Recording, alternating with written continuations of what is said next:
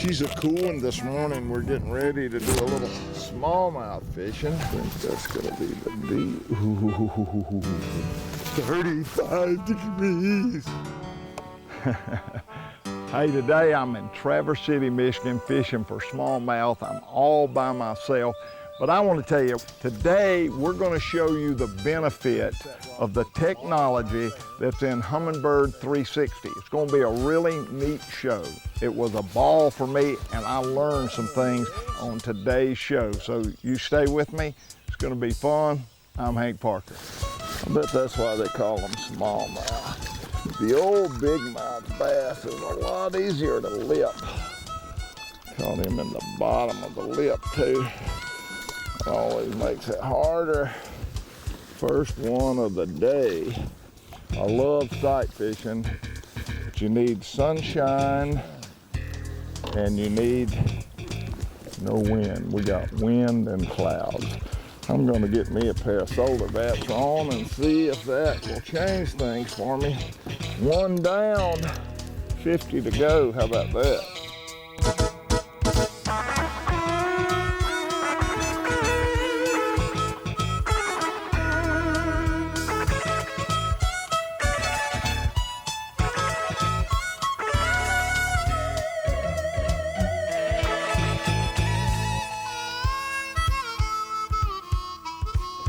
Let's go a little further away from the stump this time. What do you think?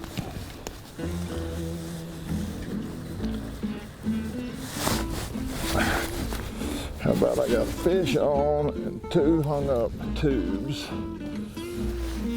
Come up here. Got a smallmouth on a pink jerk shad on a drop shot. Don't panic when you hang it up. Have more rods and reels ready. Now, I'm catching them on a drop shot. How about that? He threw my little jerk shad off. I'm catching them on a tube, a Berkeley power tube. How about that? And I'm just tooling around, toweling down, seeing the fish. Now, a lot of people ask me this question. Now that we have Ultrex troll motor, and have the anchor mode on an Ultrex, do we actually need to invest in a set of talons? He is a good one. Absolutely. When I'm in less than 10 foot of water, I want to use my talons because I don't want my troll motor going round and around and stirring up water. Every time that wind blows, that troll motor's got to increase to hold you in that position. If a boat comes and throws wakes from behind you, it's going to push you forward. The troll motor's going to reverse and take you right back to that GPS coordinates that it marked.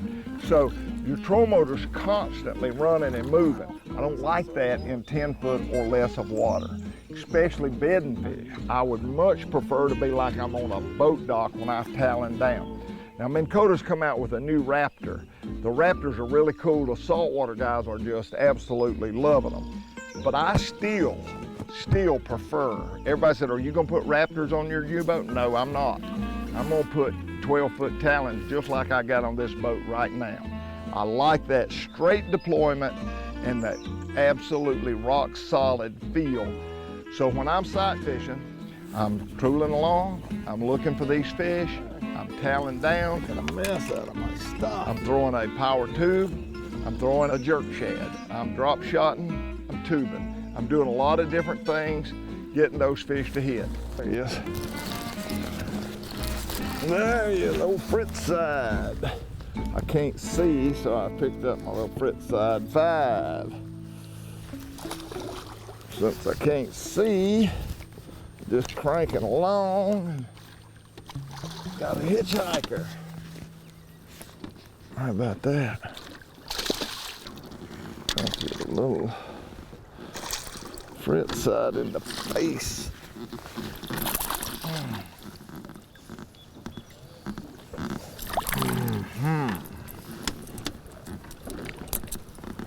Hello, buddy Roe. If we can see, there's a lot of beds in here. I see some and no fish on them. It's disappointing. Man.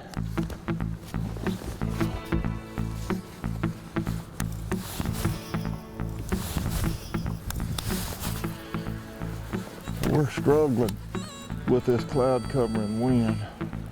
The wind's not killing us though. If we could just get a little bit of sunshine, I think we could see them good. There him is. I don't know if I've told y'all before or not, but I love this crankbait. You don't know if I mentioned that or not, but I love this rod and reel too. I'm gonna tell you, this thing is a saltwater inshore. It's the best crankbait rod I've ever used. I won't put it down. And it's proven to catch smallmouth. Throwing my old Fritz side 5, crank them down on some 8-pound trilene 100% fluorocarbon. It's starting to lighten up a little bit. The wind's actually let up just a little bit. Starting to be able to see more fish. There are a lot of beds that don't have fish on it, but it's amazing how these beds have just developed overnight. Water temperature is still 62 degrees, and the water temperature was about 48 a week ago, so it's been dramatic changes.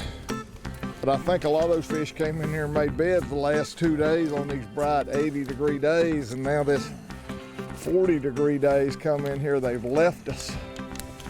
But as the day gets up, it gets brighter and warms up just a little bit. These fish may very well move back in here and get really good on these beds. Pretty thing could happen. Hey, I'd be willing to bet we're gonna catch another one, so don't go away. We'll be right back.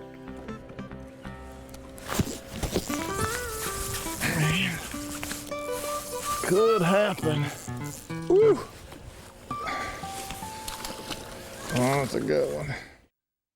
Hank's Show is brought to you in part by Ranger Boats, still building legends one at a time. Mercury Marine, go boldly.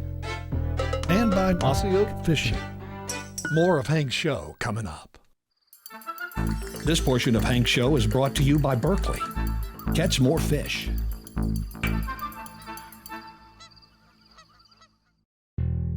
Now it's time for Hank's Tip of the Day.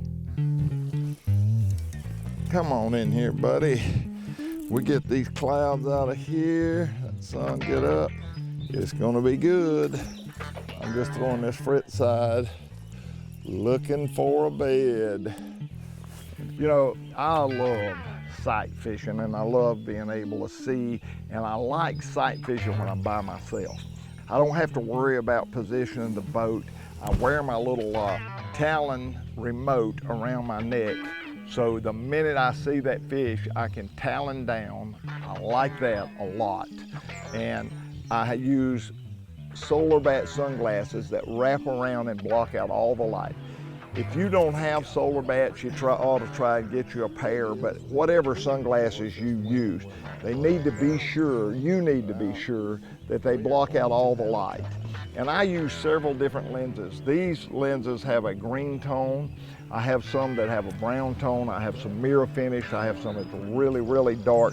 So it depends on my day. And I may change sunglasses 2 or 3 times in the course of a day to get the perfect glasses to be able to see. And a lot of people say, well, that's a lot of trouble, but it makes that big of a difference. It's worth it. So sight fishing, a good pair of optically clear glasses.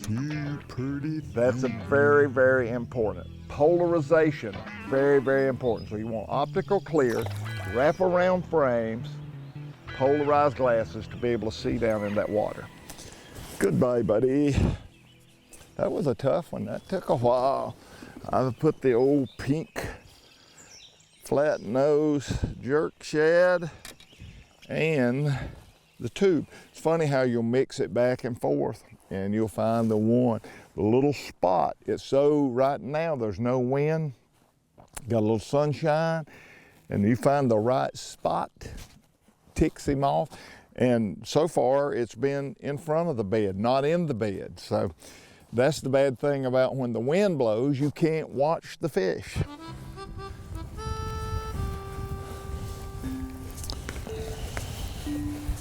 It's a whole different world right now what it was 5 minutes ago. The party is over. This is a fabulous place. Clear water, so much water. Today out on the main lake of Michigan, it would be rough. But in here we got it going on pretty good. Not rough, can't see very good. We knew it was coming. We very much enjoyed the few minutes of peace and calm, but it didn't take long for the wind. But, hey, we're still catching them. A lot better than painting that house or mowing that grass, brother. I've been doing this for 36 years, and I'll be honest with you, it's just as much fun. It's just as much fun now as when I was a kid watching that bobber. And I am way up in my 40s. I'm 27. Is that not crazy how fast?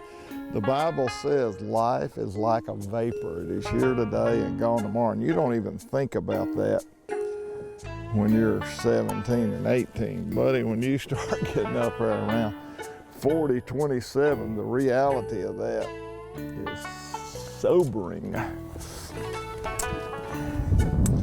All right, let's catch another one.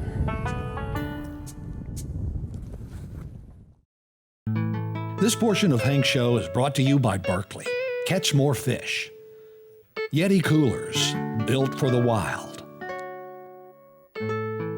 And by Humminbird and Fraybill. This portion of Hank's Show is brought to you by Berkeley. Catch more fish.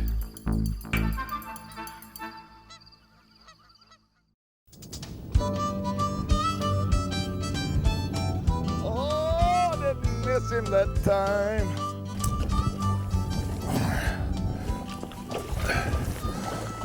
Come here, buddy. They won't behave.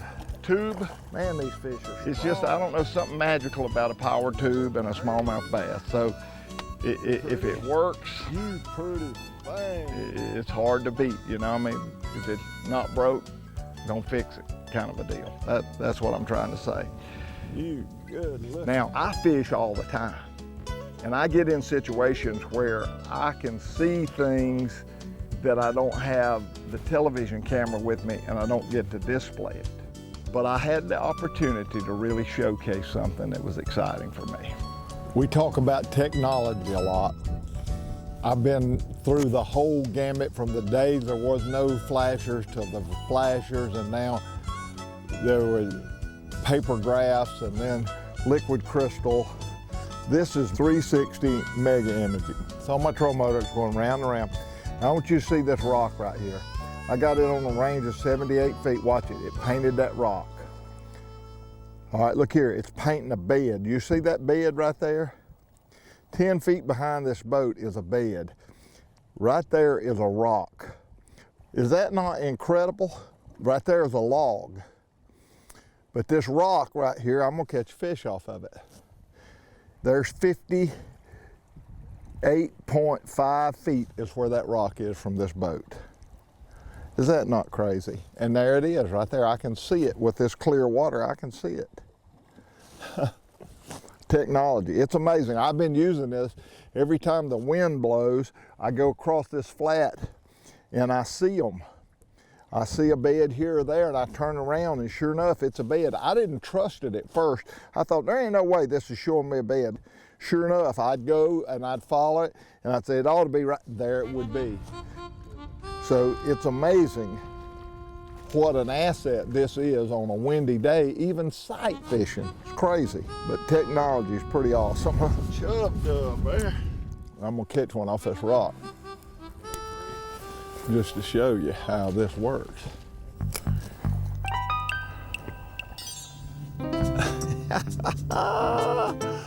I told you I was gonna catch one off that rock. Technology.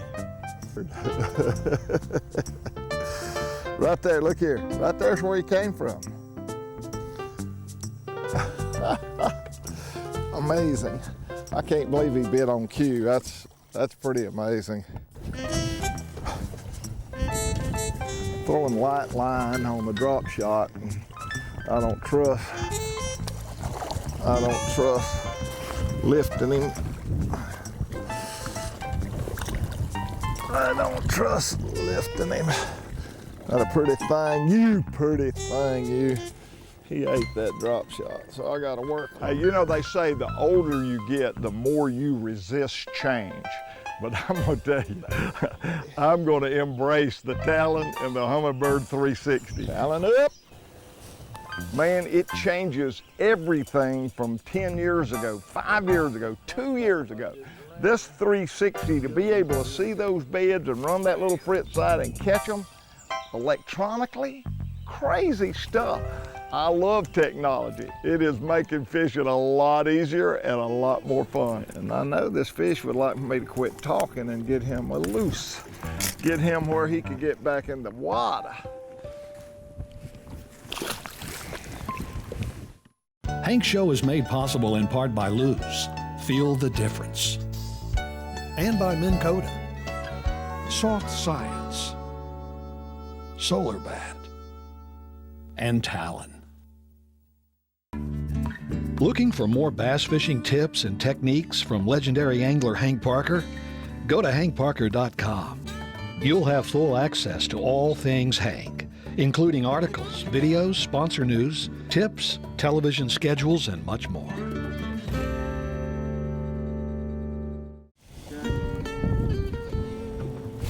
Yeah. We're in Traverse City, Michigan. That's a good one. We have bounced around from lake to lake. We've been all over Lake Michigan. Lots of different bays. Come on. We're on a big spawning flat. The water's warmed up. When I normally come up here, we got a lot of bedding fish going on, but I came up here pre-spawn this year, and I really thought that I was gonna hit it perfect. And I did hit it good. We had warm weather, rain came in yesterday, really rained hard, and then really cold today and windy. We had hot for a couple days. Water warmed up, these fish moved up on these flats to spawn, and they made a lot of beds, and then they just kind of left. This frit side has bailed me out. I've caught probably 10 or 12 on it today. Frit side? Caught them on the power tube. I've caught a couple. I changed over to a gulp jerk shad on that drop shot. Caught a couple on that, but the power tube and the frit side has been the big deal for today. I'm up here fishing today, and the wind starts blowing, and I cannot see the beds. But I look down, and I got that Humminbird 360 mega imaging, and I can look over there, and I can see a bed electronically on my 360. And I pick up that little frit side 5. I pick up that little frit side 5, which is a deadly, deadly smallmouth bait. Deadly bait, period. Son of a gun.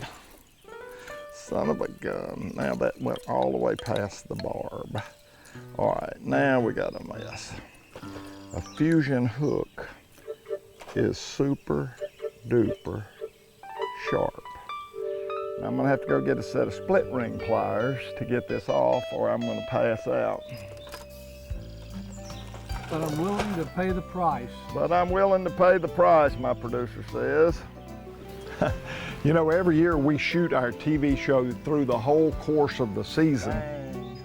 And then Bill Landers comes over, and we put everything together. We do all the home base and our tips.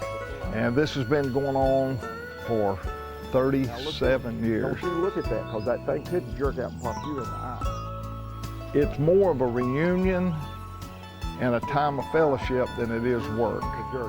All right, you're going to pull straight up. All right, Bill was here. We had an incredible work day, had a great time together. By the way, that's Bill Landers, my producer, who's got a weak stomach, and he did good. Let's look at it, Bill. All right, pan to Bill. Yes. All right, everybody. Yay, Bill! Yay, Bill! Bill leaves 2 days later, he passes away. It's hard to fathom. 37 years.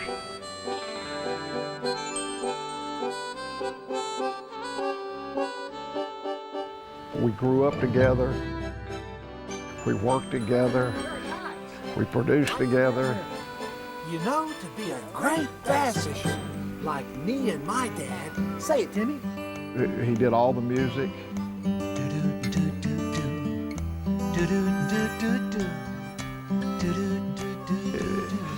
I lost a musician. I lost a producer. I lost a director. But way more important than that, I lost a great friend. I mean, a great friend. And we had a lot of fantastic years. So it just shows there's no justice. He catches the big fish every year, and we were crappie fishing. So technically, his fish. And I just want this to be a tribute to my buddy, the backbone of Hank Parker's Outdoor Magazine, Bill Landers. Hank, you told me to call you when they're biting. They're biting.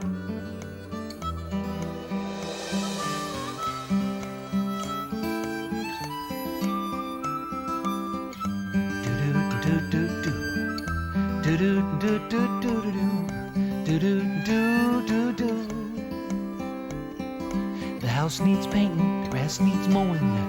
Where's he at?